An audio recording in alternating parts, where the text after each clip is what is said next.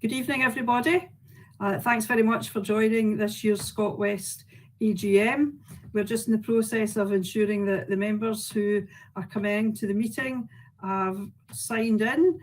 So if anybody hasn't pressed the button to click to say that you're in attendance, could you please do so, because that helps us ensure that we have got a quorum and also ensures that we know who's on the call this evening for the AGM for the purposes of the minutes. So if I just give people a couple of seconds just to do that, and then we'll check that we do have enough members in attendance.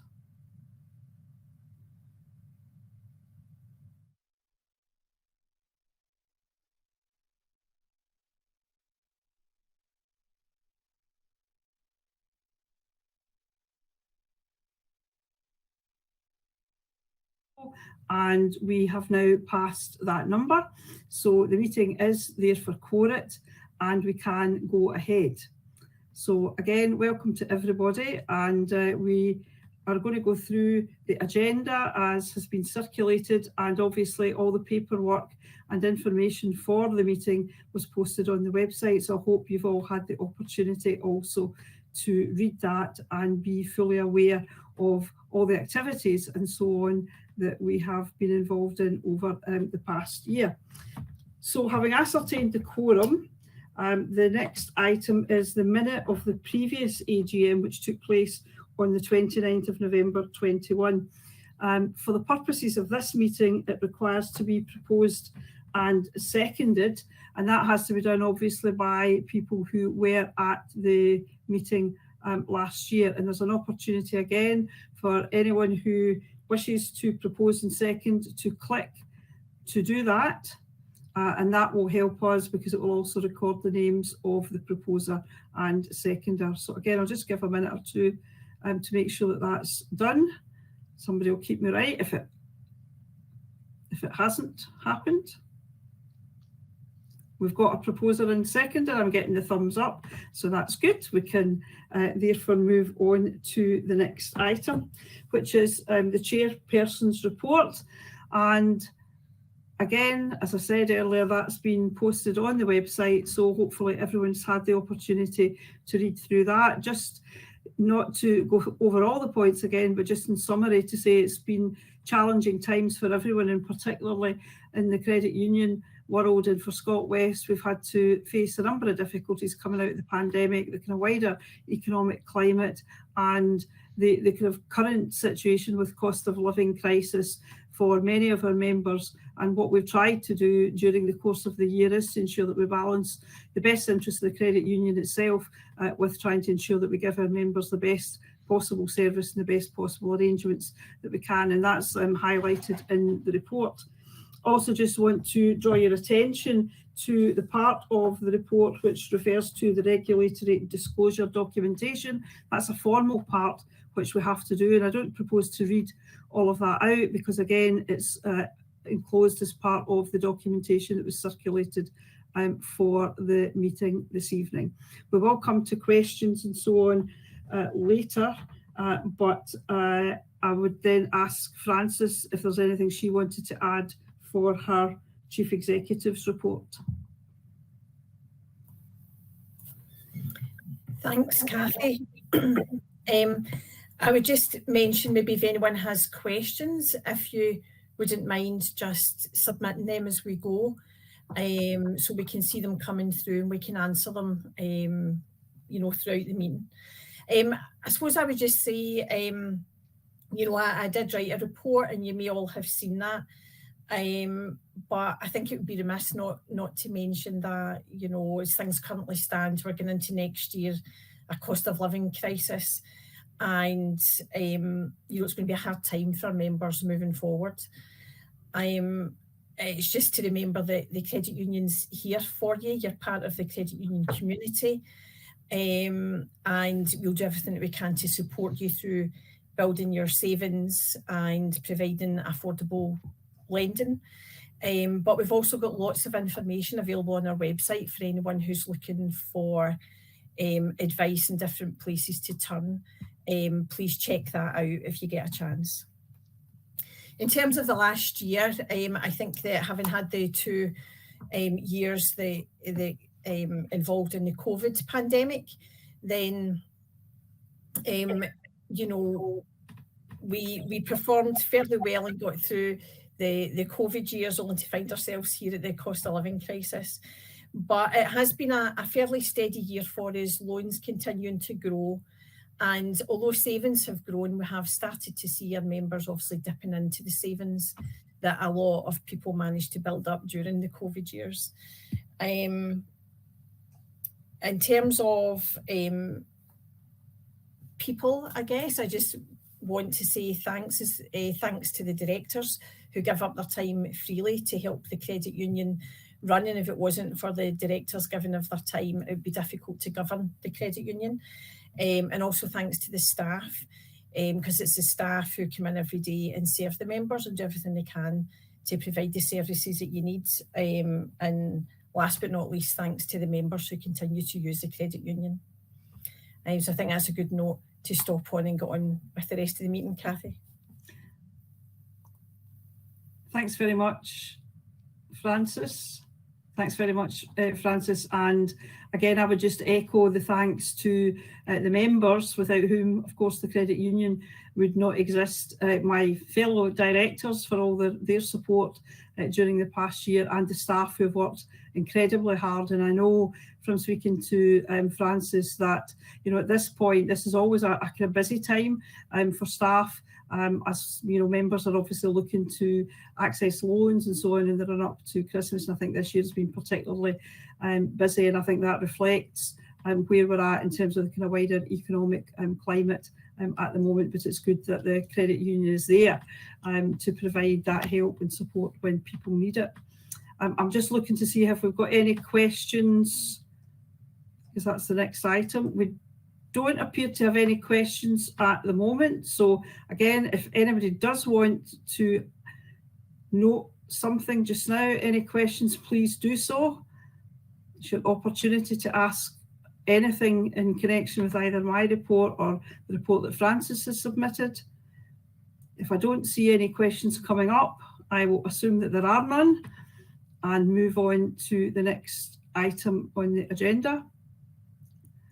Still don't see any questions, so I will move on then to the next item, which is the election of directors.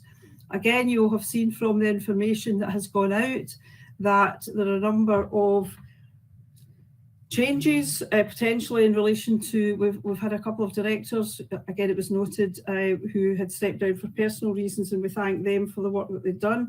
Through the Directors Training Academy, we've identified a potential new director subject to the vote this evening, and also a number of directors are standing for re-election, and one former director who's had a break is standing for re-election to come back onto the board of the credit union. What we have to do is individually go through and vote on each one, and I'll just take people through those. And again, for anybody that's not familiar with the technology, like me, because it's the first time I've done it with this particular system, it's a fairly simple case of clicking on to vote. You have the opportunity to vote yes, no, or abstain on each director. Again, you'll have seen the biographies of all of the directors. I don't propose to go through all of those again at this stage, but simply to move to the votes. And the first vote is in relation to Justine Carter, who is a proposed new director. And we'll have the opportunity now to cast our votes.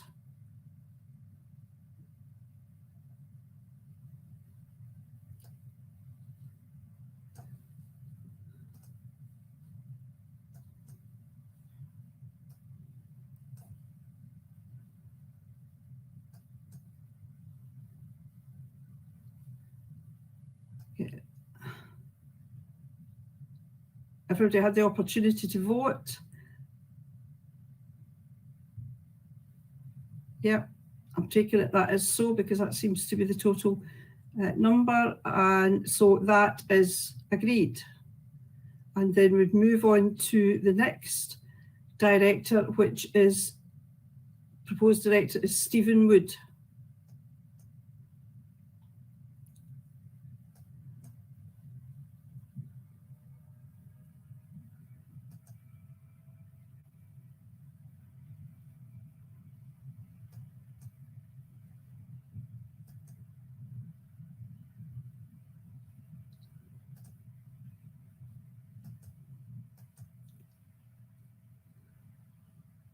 So just giving everybody the opportunity again. I'm assuming that's all the votes now cast, and that is also agreed. And we'll move on. The next director, proposed director, is Ian Turner.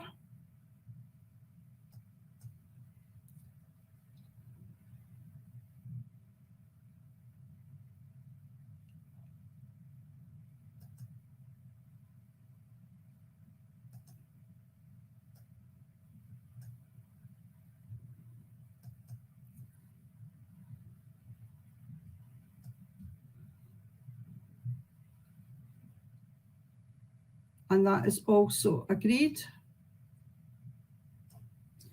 And moving on, the next proposed director is John Begg.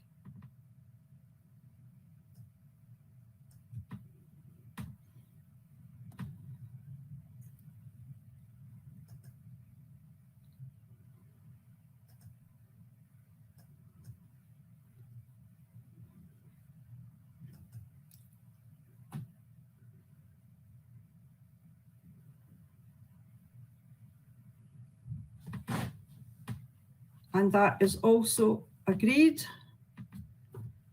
Moving on again, we have the votes for the proposed director, Alex Eby.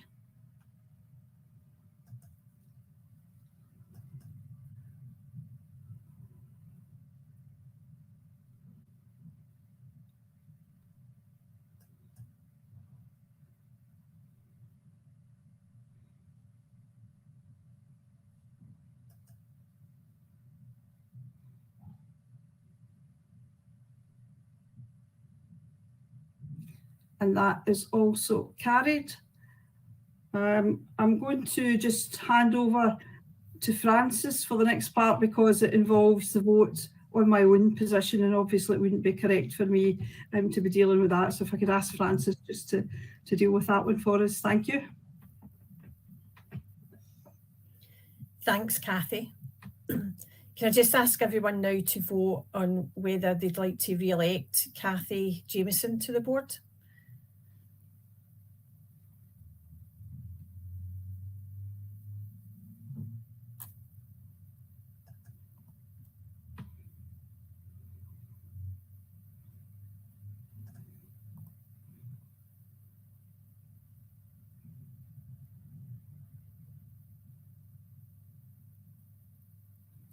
Okay, thanks very much. That appears to be carried, Cathy. Thank you. Thanks very much. Thank you, Francis.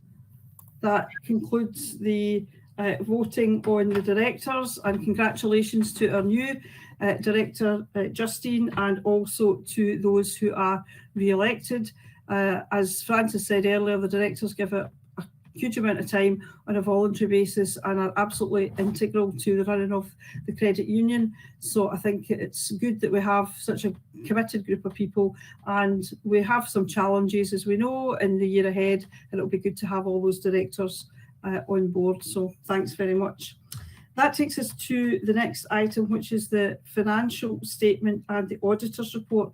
And for this, I want to hand over to Scott Holmes, who's going to take us through that and deal with any questions that arise from that. And again, I've just asked people, if you have questions, please do submit them so that those can be answered for you. Good evening, everyone. Thank you. My name's Scott Holmes. I'm an audit partner with Johnson Carmichael, and I sign off the audit opinion on the credit union's accounts. You've all had an opportunity to look at the accounts. Key features, I would say, are a healthy return again for the year, obviously impacted by additional bad debt provisions this year, and of course no significant one-off government grant this year as there was in the prior year, but overall a very healthy position. And we will sign an unqualified report on the financial statements. Okay, thanks. Are there any questions coming in? We do have to take a formal vote on approving the accounts, but I want to just check first of all whether there are any questions. Don't see it. Yes, we do have a question. Are the corporate bonds investing of funds which support banks or companies that invest in fossil fuels? Again, this is something that has been raised before, and we have obviously picked up on a number of issues in relation to the whole climate change agenda, as you would have seen in other reports. I think there are some questions that we certainly had some discussion at board, because we are limited in terms of the types of places where we can invest. But perhaps, Francis, was there anything you would maybe want to add to that, given that we've had some discussions in this? So I think that's probably more a question for us rather than for Scott. Yeah, that's more for us. This is something that obviously we look at on a regular basis, Cathy. With a credit union, we are very tightly controlled on where we can invest our money. Previously, it was in authorised deposit takers in both the UK and the European Union, and now we're limited to deposit takers or authorised deposit takers in the UK. So mostly that's where our portfolio of investments sit. The actual whole market, in terms of what is available, there are very few options for us that would sit comfortably with the climate agenda, I guess. But what I would reassure you is that it's big on Scotwest's agenda, and we're looking at everything that we can possibly do within our control that we can do to be good to the planet. But we are limited to where we can put our money. We don't proactively support companies that invest in fossil fuels. You know, we just have bonds and government gilts is really where our money lies just now. Yeah. Thanks very much, Francis. And again, just to try and give some reassurance that the whole climate change agenda, as I said, has been very much at the forefront of our discussions, and also looking at the kind of products that the credit union can offer, which would support people to live sustainably. And, you know, that's kind of gone right through from the types of products that we want to offer, but also to the types of organisations that we're supporting through the community grants and so on. So I hope that answers that question as much as we possibly can. I don't see any other questions at the moment for Scott. So on that basis, can we have a proposer and seconder to agree the financial statement and the auditor's report?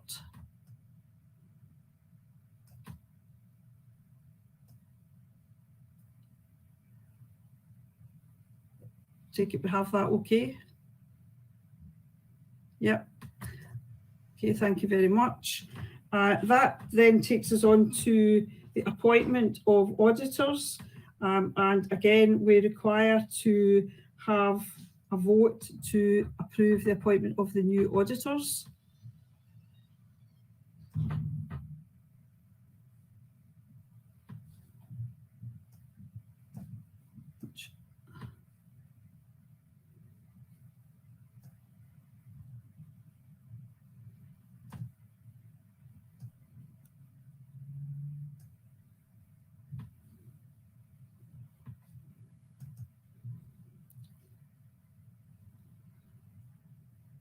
That has been agreed. So again, I'll just thank Scott very much for all the work that's been done on our behalf in the past year, and that's been really helpful to have you along this evening. I think the fact that there's been not a huge amount of questions for you is probably a good sign that people are, generally speaking, happy with the information that's there. We now need to move on to the questions in relation to the rule book changes. Again, these have been circulated. There are a number of different changes. We are going to take a vote for these en bloc, so we're voting all together on these. I won't read out the whole rule changes, but just to remind people that they are in relation to our named employers, expulsions and suspension from memberships, and also the nominations committee wording, and also terms of office for directors, which again everybody will have seen in the paperwork that's been submitted. So I would suggest that we move to the vote on that.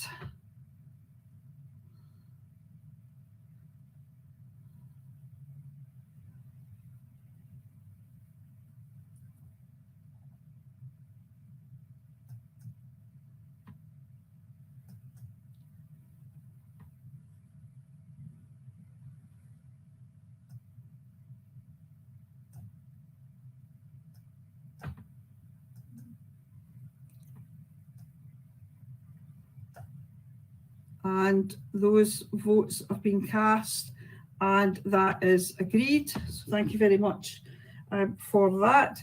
That really comes to the end of the formal business for the AGM. So I would just like to thank everybody for your participation and your support for the credit union in the past year, and also look forward to working on behalf of all the members for the year ahead.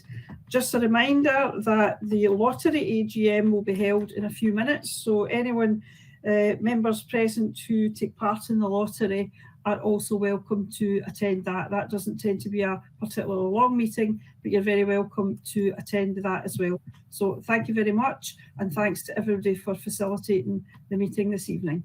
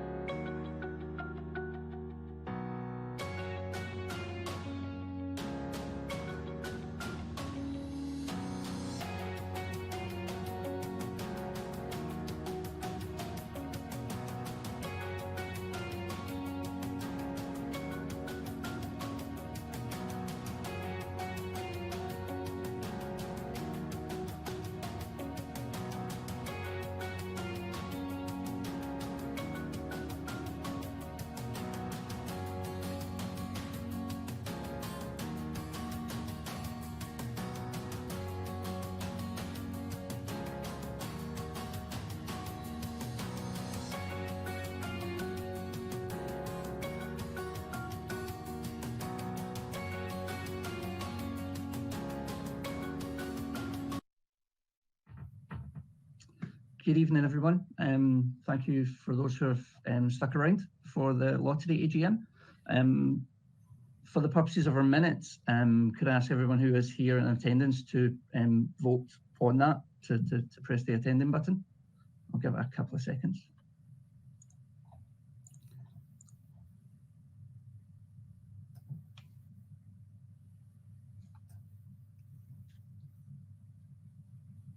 Okay, that's great. Thank you very much.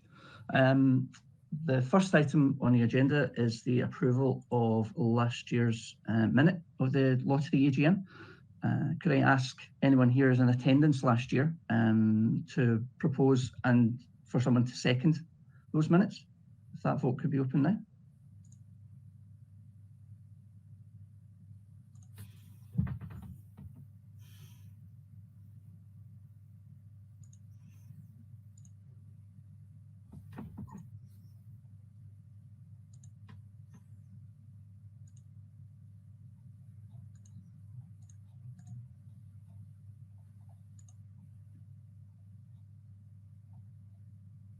Okay, that's great. Thank you very much. The next item on the agenda is our financial statements for the lottery. I'll speak a little bit about sales in the report of the promoter, but they're fairly simple accounts for the lottery. If anybody has any questions about that.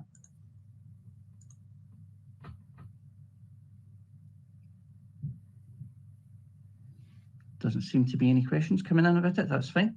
We can go straight ahead to the vote for the proposing and seconding of the lottery financial statements. That would be great.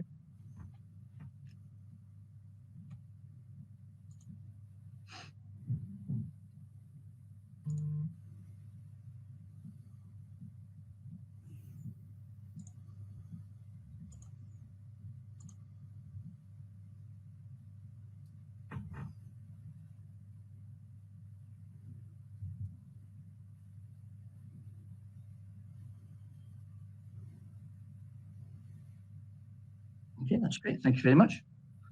We can move on to the next item on the agenda, which is the report of the promoter. You may, if you keep a close eye on the lottery financial statements over the years, you'll see that sales are still steadily growing of the Scottish Lottery. But we have seen that growth slow towards the end of this year, which is clearly an effect. We think of the cost of living crisis, but we still have fairly healthy ticket sales for the lottery. And as you know, and it also funds our community award scheme as well. And I would encourage members to take advantage of that scheme and promote or nominate organisations in their local community that are doing work to help the local population. But yeah, so we are seeing still a steady increase in ticket sales for the lottery, but we have noticed that the sales have slowed down towards the end of this year. But I think we can all understand why that may be. The next item on the agenda is the election of our temporary treasurer. Our current treasurer, Ashley McCrone, is off on maternity leave at the moment. So we are proposing that an interim treasurer take over that role, who would be Scott Craig, who will stand in that role until Ashley's return next year. So I would ask if we could go ahead and vote on that proposal of Scott standing in as interim treasurer.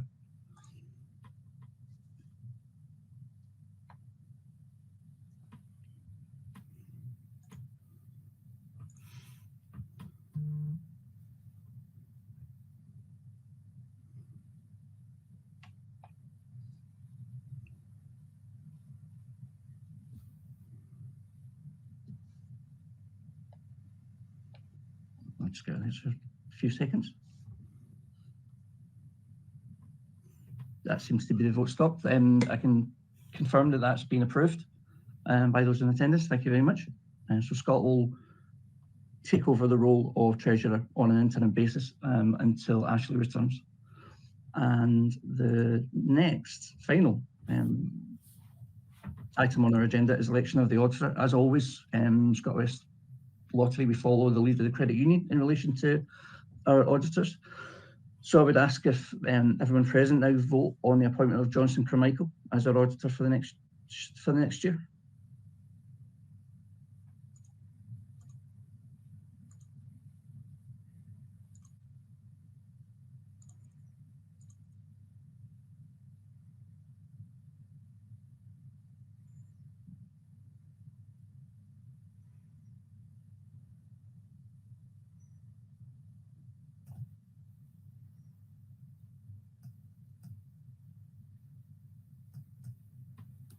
Just give it another few seconds.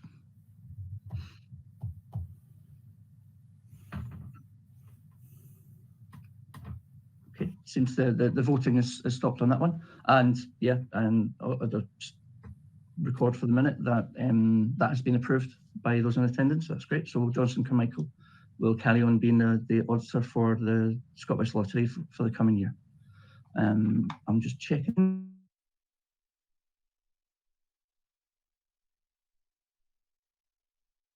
Lottery AGM.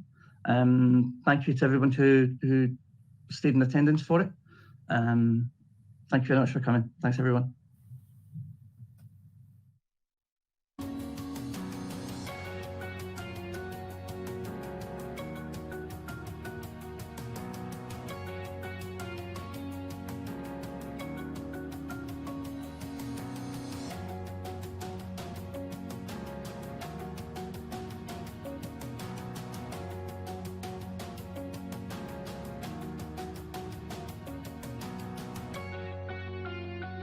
To the third age.